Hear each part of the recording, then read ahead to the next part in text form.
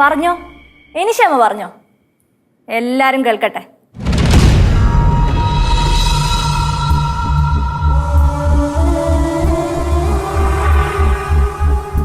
പറഞ്ഞോ, എന്താണ് ഇത്ര മടി? അഞ്ജു, നീ പെട്ടെന്ന് അങ്ങനെയൊക്കെ പറഞ്ഞപ്പോൾ എനിക്ക് ദേഷ്യം വന്നു.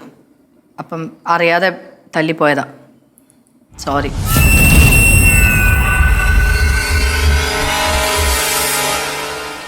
ഇങ്ങനെ ക്ഷമ പറയണമെന്നാണ് അമ്മ ഞാൻ പറഞ്ഞേ?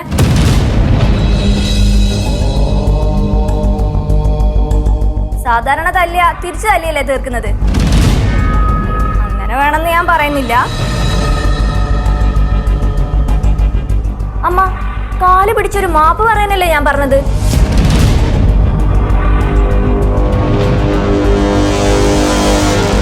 അതൊന്നും വേണ്ട, സോറി പറഞ്ഞില്ലേ.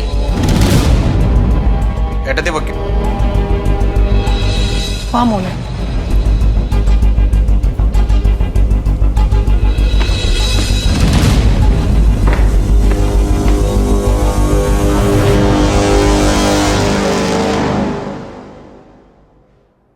തൽക്കാലം ഇത് മതി. അവരെന്നോട് വന്ന് ക്ഷമ പറഞ്ഞല്ലോ. ഇപ്പൊ നിന്റെ പ്രശ്നം തീർന്നില്ലേ? പ്രശ്നം തീർന്നെന്നോ? പ്രശ്നം തുടങ്ങുന്നതേ ഉള്ളൂ.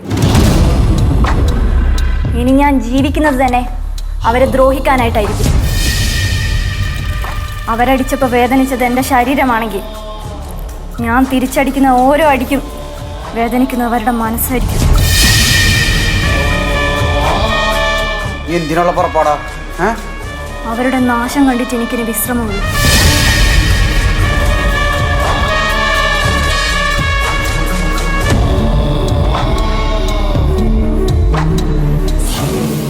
മൊത്തം കൈവിട്ട് പോകാനുള്ള ദേവു.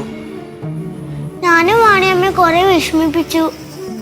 വാണിയമ്മക്ക് അതൊക്കെ മനസ്സിലാവും.